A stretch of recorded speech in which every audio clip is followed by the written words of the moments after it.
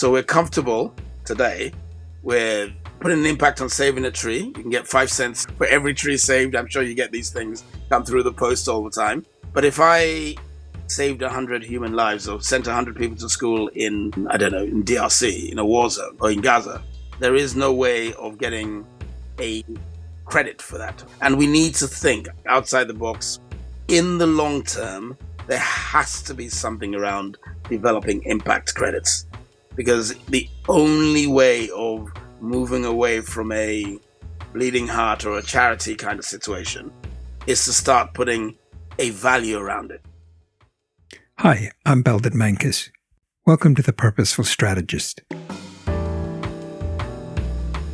the podcast that shifts the conversation about purpose and strategy from what organizations should do to what business leaders are doing and what they've learned along the way.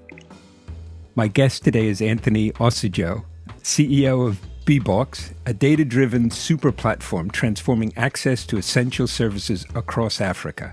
From clean energy and cooking to e-mobility and smartphones, Bboxx connects millions of people to products and infrastructure that unlock opportunity and improve quality of life. Since taking the helm, Anthony has led Bboxx through a new phase of strategic growth, scaling its reach across multiple African markets, deepening partnerships with governments and global investors, and embedding advanced technology and AI into its operations. With over 2 decades of experience in global finance and investment banking, including leadership roles at Crédit Agricole, UBS, and Deutsche Bank, Anthony brings a disciplined commercial lens to purpose-driven work. Anthony, welcome to the Purposeful Strategist. Thank you for having me, Belden. Yeah, it's really great to have you. Just to kind of start us off, could you give us a very brief history of Bboxx and what it looks like today? Because to my great shame, I was unaware of it as an organization until you and I kind of spoke. And I just think it's a really amazing vision of what you're trying to do there. But great visions often come with a few bumps along the road. So good just to kind of hear where you are now. Thank you, Belden. I think Bboxx is a very cool story, and my involvement with Bboxx has been very serendipitous. So Bboxx was an idea that was generated out of 4 friends who were at Imperial College at the time, I think sometime in 2009. And they were running a project called Equinox as part of their second year or third year initiatives, all studying engineering.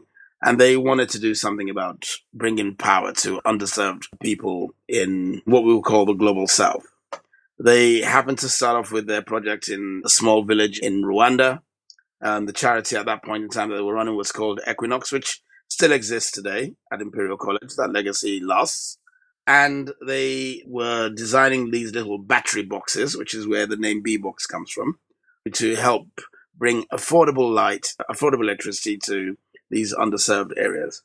So that was as far back as 2009. I happened to meet them around that time at an event in London where they were presenting, and they were trying to raise, I think, something like $50,000 in terms of just running this Equinox thing.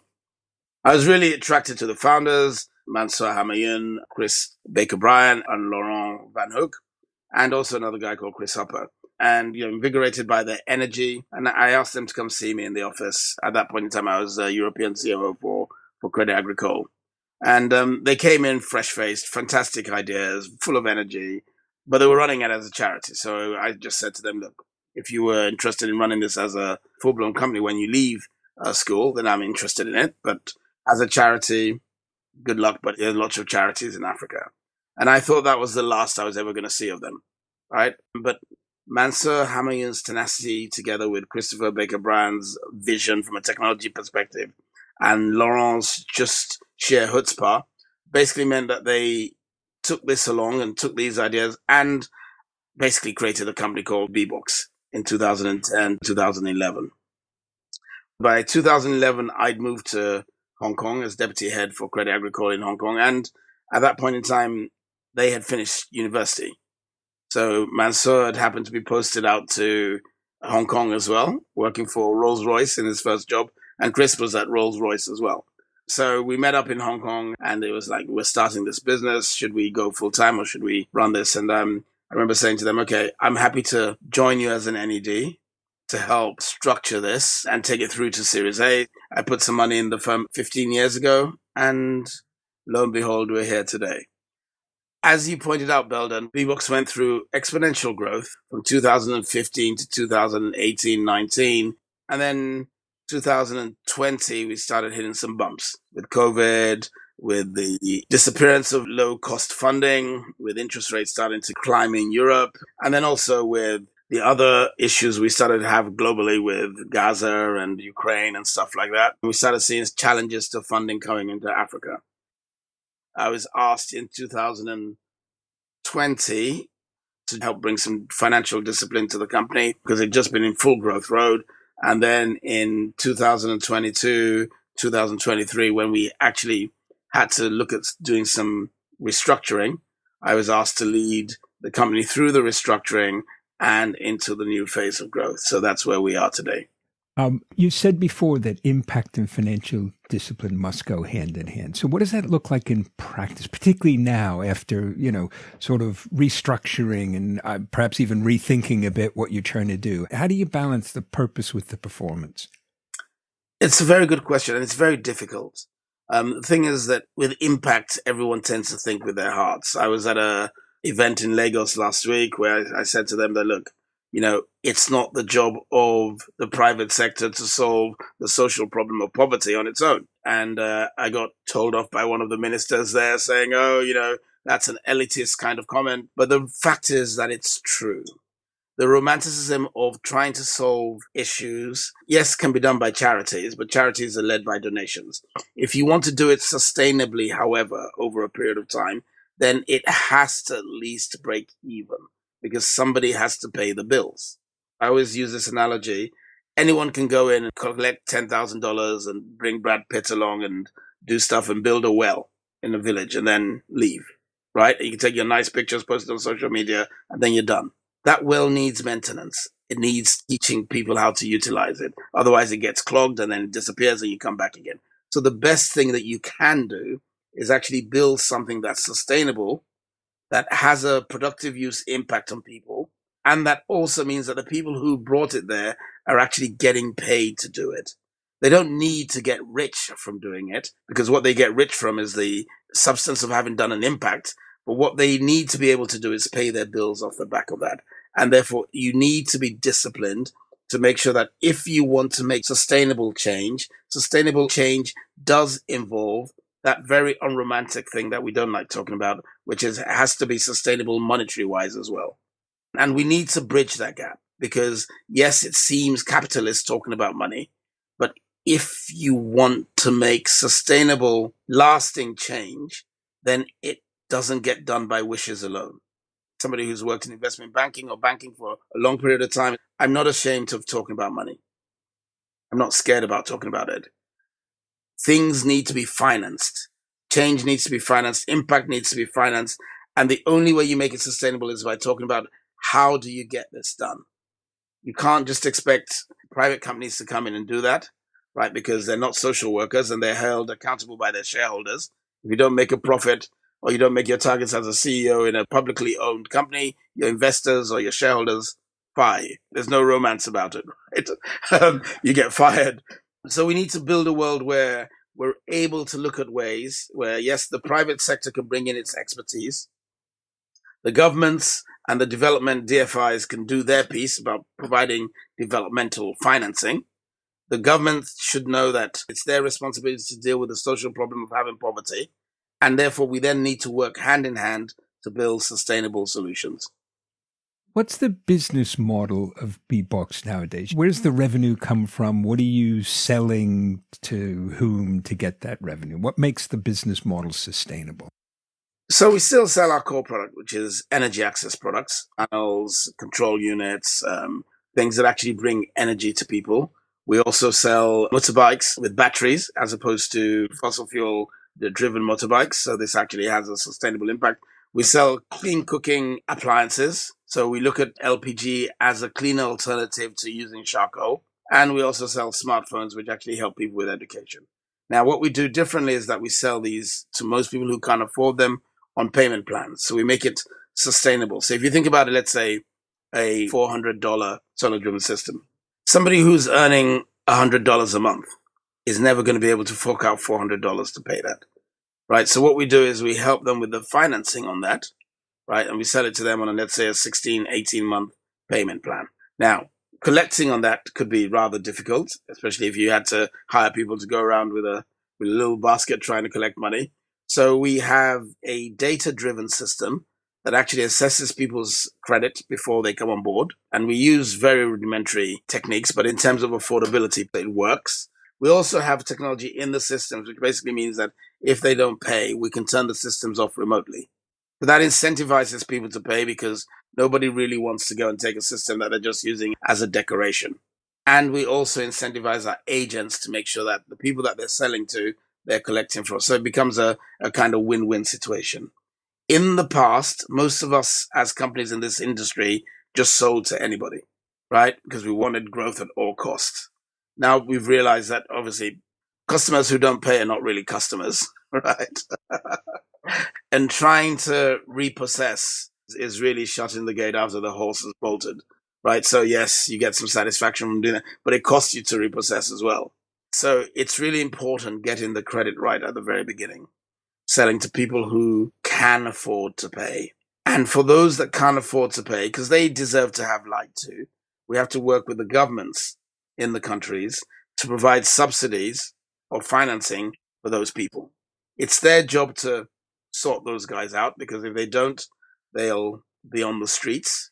So we try to work with governments, as we have done in Nigeria and Rwanda, to find programs where they at least pay some part to sort the affordability issues. What's the balance between the subsidized and the able to pay full whack? Is it sort of 90-10 or is it more like 50-50? It depends on the community, right? So if you go to a place in Lagos, which is close to the urban areas, then people can pay 100%. They don't need government subsidy. If you go to peri-urban, it starts changing.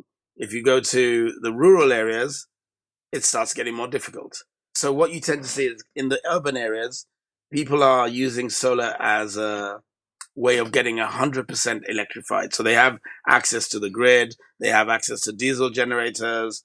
You know, the grid is unreliable. The diesel generators, they don't want to put on at night because of the noise it makes. So then they use solar as a backup. And they can afford to pay those. And those are really decent customers. I love those customers because they can afford to pay. In fact, in most cases, they want to pay in cash, right? Then you have the guys in the peri-urban areas. They're the barbers, the farmers. They need to keep their milk in fridges and stuff like that. And they need to have 100% reliability. In some of these areas, they may have the grid or they may not have the grid. They tend to have diesel, but solar provides a very good backup or complement to diesel for these guys. And these guys could be, you know, the guys you call the 80-20 guys. Because if their cattle are sick or their business is slow, then their credit sort of like wobbles a little bit because they live literally, they earn, they pay. And this is what we use in the industry, we call productive use as a terminology loosely. And then you have the guys in the rural areas, proper rural, right, in the villages. You know, these guys don't have access to the grid. They don't have access to diesel generators. Solar is really their first source of electricity. These are the guys that we originally started out trying to want to electrify. These are the guys that have affordability issues as well. The farmers that earn money, if they have a bad season or anything happens, they can't pay. If they fall ill, they can't pay, right? So these are the guys that require assistance. And the assistance in those cases, depending on how remote the village is, and could be anything from 90% of the overall bill. Because the further you go into the village, into the rural areas, these are the guys that are on $1 a day. And they can never afford to pay for this. So there has to be a social construct. I know in some ways, even though, Bboxx has been around for a while, it feels to me like in some ways it's still a fairly new business. So you may not know the full impact, but have you been seeing that having that access to energy then leads on to further development, that people then can take on doing things they couldn't do before and begin to earn some money? And, does it have that effect, or is it's better than not having energy, but it's not really quite yet had that multiplier? I love that question. Thank you for asking it. Mm-hmm. I think the reason I'm in this right now, as a retired investment banker is because the impact is real, right? It's something that I will always be grateful to Mansur, to Chris, and to Laurent for, because I was your typical arrogant investment banker. Not to demean investment bankers, but this has a real impact and it's really life changing. And you can see it within a 5-year cycle. Kids, they perform better when they have access to electricity so they can study, right? Otherwise, it's lights out at sundown and people are studying by candle, and there's only candles are expensive and all that kind of stuff.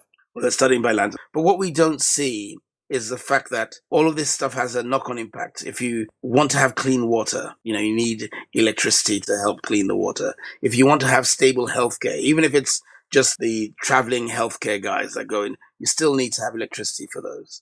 If you want to develop a village, and when I look at the impact of, let's say, the solar water pumps on the farming, what it's actually done for farmers, that impact is real. So you can make a difference from one season to the next. Because I remember I was in a village in Togo and I went to see the farmer, and the guy said, look, what Bboxx has done in terms of bringing solar water pumps to him in conjunction with the government, who actually provided a subsidy for that, has been totally life-changing. Every planting season, he used to recruit sort of like 50 people to carry water from the river all the way to where his farm was. Let's say his farm was 5 miles away. I'm making this up now, but let's say it was 5 miles away. By the time the water got there, it was 20% of it that was on the heads of people who were carrying it. So he was basically saying that 50% of his revenue was dedicated to employing these people, because otherwise things didn't happen. And therefore, he couldn't invest in making his farm bigger, because every time he had a harvest, he had to save the money, literally put the money under his pillow so that he could finance the next season. And that basically just meant he was on a treadmill, living from hand to mouth. With the water pumps we've been able to put there, he got rid of that cost. He has a better crop, right? Because he's now pumping directly from the river, and he's got rid of the cost of the 50 people. He's grown his output. Now what he's been able to do for us as a business is he's now bought additional services. So now he's bought a TV. Now his kids that he has are sitting in the TV watching Canal Plus, but they're getting an education from the TV as well that they wouldn't have had before. And he's also now branched out to doing chickens and goats and pigs and livestock, which is, in his lifetime, he's doubled or trebled his revenue within a 3-year period. So the change is real. And his kids, they're now learning French from the TV. And they're getting a kind of education that they wouldn't have got beforehand. So the change is real. Yeah, that must be really fantastic. Whenever we take people to see these things, it changes your perspective, because when you see it on paper or you hear someone like me talking about it, you just go, yeah, because we've all got a little bit cynical. But the impact of electricity on us is humongous, and we mustn't ever underestimate that. The impact it also has on development. And you've got to remember that in the Western world, the development we have today was accelerated by the Industrial Revolution and the invention of what? Of electricity, right? And it's changed the whole world. So if we want countries to develop, countries become self-sustaining, to stop the boats and all these immigration and all these issues we see, is we can make those countries profitable by giving them the basic amenity that we all have, which is access to electricity, which underpins everything. Yeah. I wonder if I could ask you to talk a little bit about the Bboxx Pulse platform, because I'll admit just a little bit I know about it. It sounds very futuristic and, almost, what is that really doing? So if you just talk us through how that works and what difference it makes to what you can do, what Bboxx itself can do. No, that's really easy. I think sometimes maybe we overmarket what systems do, a bit like when we talk about AI. I mean, all the things around technology also come from very basic premises. One of the biggest costs when you're trying to do stuff on a pay-go basis is managing all the micropayments that you actually have. So you have people who are paying you 50 cents a day or 20 cents a day. If you were trying to do all of that stuff manually on a spreadsheet and getting someone, it's just impossible. We have over 600,000 customers. We just crossed the 5 million or 6 million mark in terms of the number of people that we've given electricity to. We do that by assuming that you have 4 people in each household. So we provided electricity to over 1.25 million customers. Multiply that by 4, you get 6 million.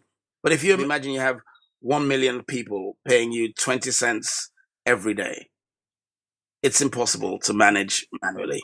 You need a system that can deal with all of that stuff and that can also tell you that this person is a good payer, because one of the things I said to you is the deterrent to not paying is for us being able to switch off remotely the control units that we've sold to people to encourage them to pay. So having a system that one is able to manage all the payments.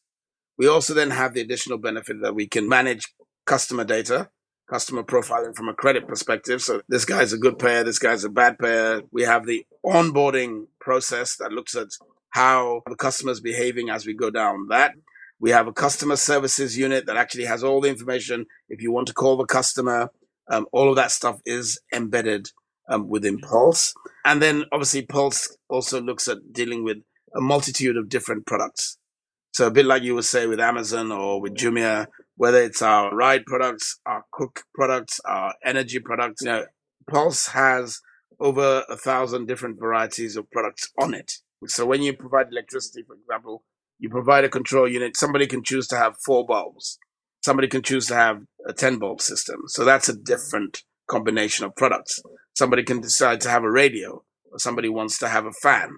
So there are accessories that also come with the battery box, right? So then you have a combination of different things that become a different product. So without having Pulse, you wouldn't be able to manage all of that, right? And then you look at it as a reporting tool in terms of when an investor comes to me and says, how are your customers doing? You also pull that information out of Pulse. So that's why it's called a super platform, because we didn't have another word for it, because it does a whole bunch of different things. It's quite super from that perspective. But it's one of the enablers that allows us to do this business in an area where people do not have huge affordability. Well, it sounds like you've found a way to work across the populations that can pay 100%, all the way down to people who need pretty much full subsidies. Surely that must be an additional complication on top of everything else. It is, because the size of the problem is huge. And, Africa is not a country. Africa is a continent. So you have all the geopolitical challenges across each of these areas. You need to get scale. And there are very few countries that are big enough in terms of scale because of the way Africa is divided. So you have the mega countries like Nigeria, like DRC, like South Africa, and then Egypt and the countries in the north.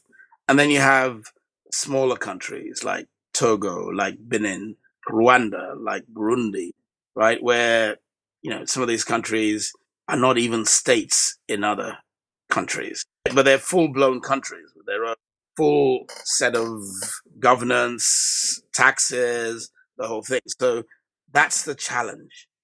So when you compare doing business in, let's say, India, for example, yes, India has its different regions, but it's still one country with one currency. China is, it's got 1.4 billion people, more or less the same as the population of the entirety of Africa. In Africa, you have 54 countries, mostly with different currencies, different languages. So it is a challenge, and we're working together with people like IFC, together with the World Bank. They've just launched this Mission 300 initiative, which is to bring electricity to 300 million people across Africa. And these are the kind of initiatives that we need to be party to help drive things going forward.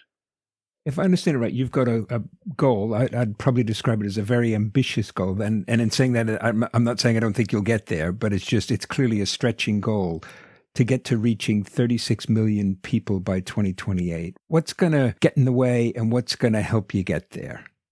36 million people is an ambitious tag that we put in pre-COVID. I think given where we are today, where we're at 6 million people in 2025, getting to 36 million by 2028 might have to be revised somewhat. I don't have unlimited funds to do that, because the answer to the second part of your question is that the only constraint to us developing is financing. Even if you take 10 million people, right? Let me divide the 10 million by 4, because let's say it's 4 people per household. So electrifying 2.5 million people, let's say even with the most basic combination of that we put in, let's say $200 a head. That's $500 million you need to have to be able to finance doing that.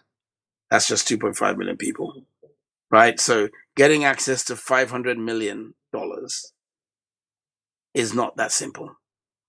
If I understand the dynamics of it, that 500 million would earn back over time. Yes. But it's not going to be the sort of exponential growth that you might expect you'd get if you put the same $500 million into some AI business or whatever. That doesn't mean it's not a good idea, but it's just if somebody's looking for the best immediate short-term return. But the thing I hear in that is it also creates a huge amount of public value through education, through all sorts of things. That therein is one of the things that is a conundrum.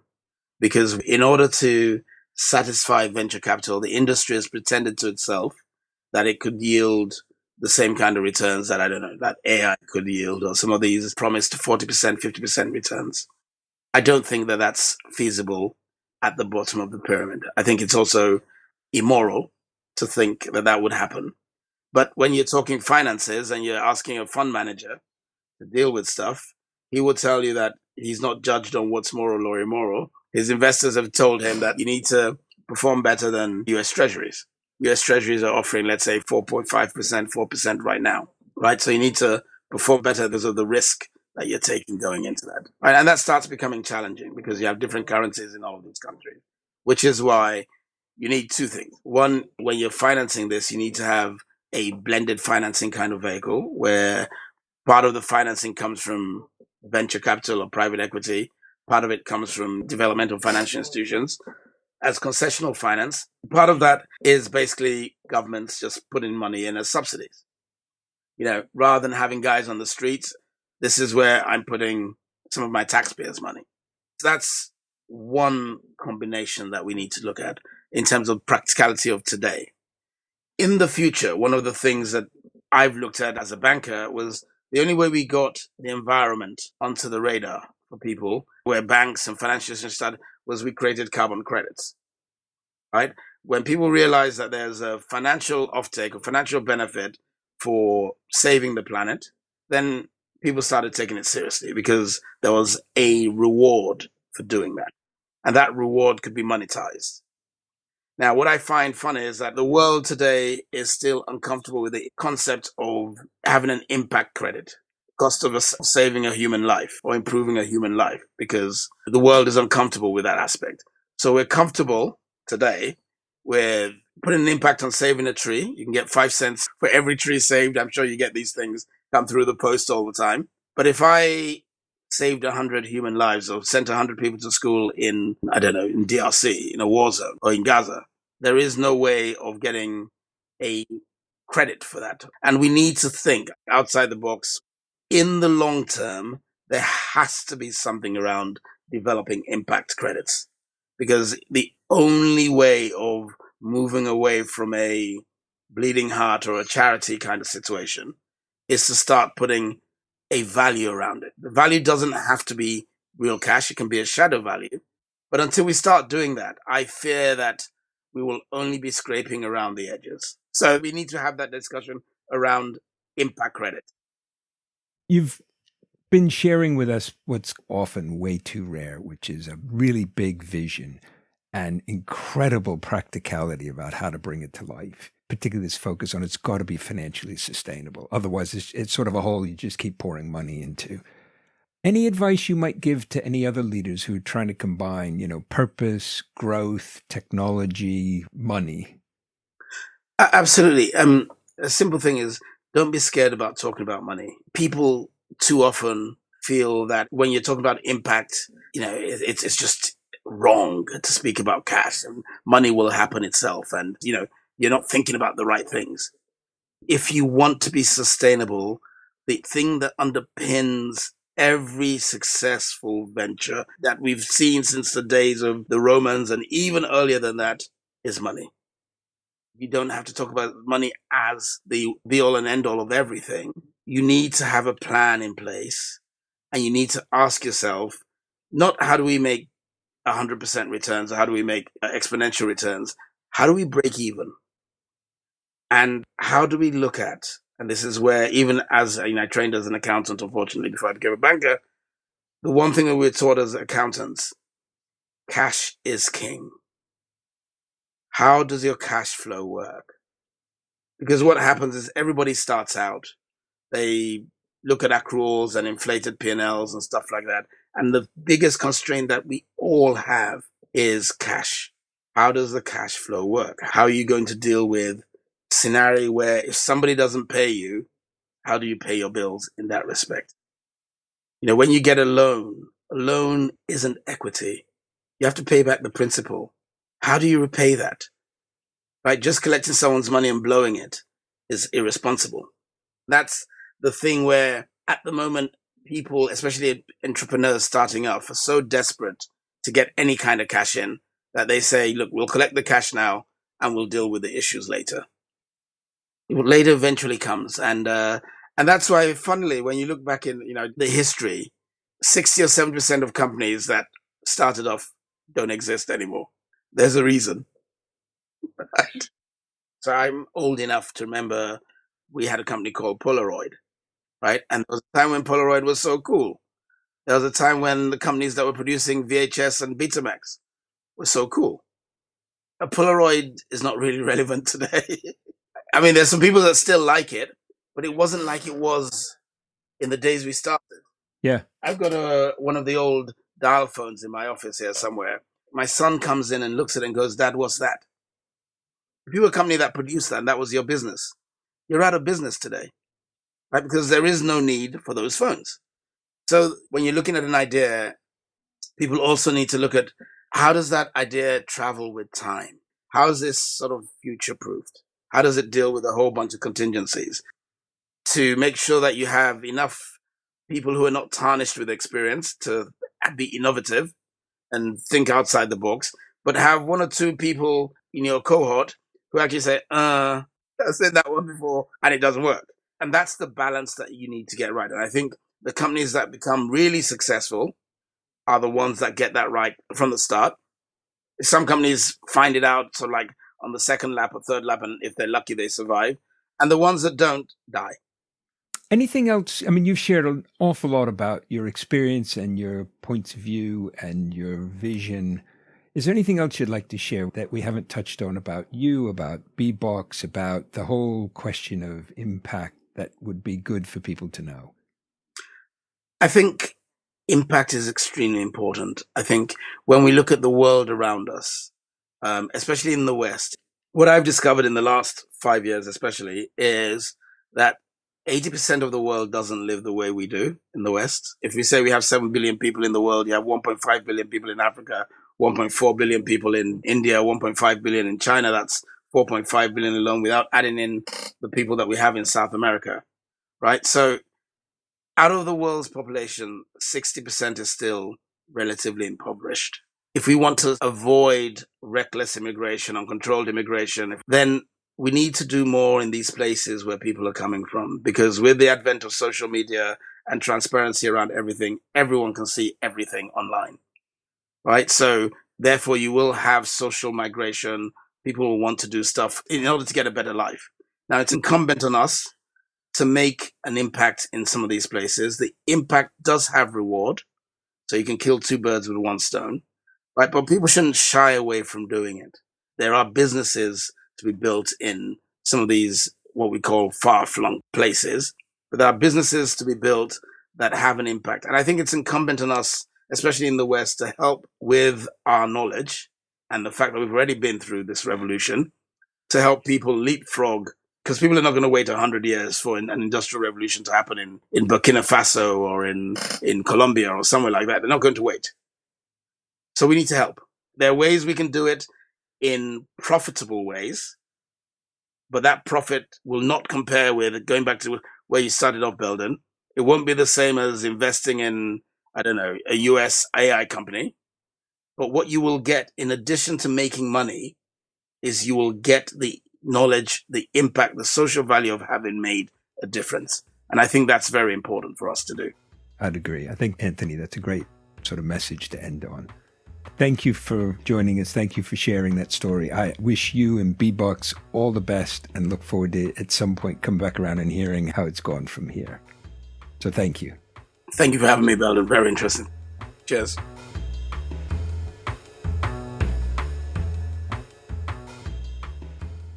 Thank you for joining us for this episode of The Purposeful Strategist. In addition to being available on our website, you can find us on Apple Podcasts, Spotify, and Google Podcasts. If you enjoyed this episode, please do follow us and leave us a 5-star review. It helps others find the podcast. Thanks again, and join us soon for the next episode of The Purposeful Strategist.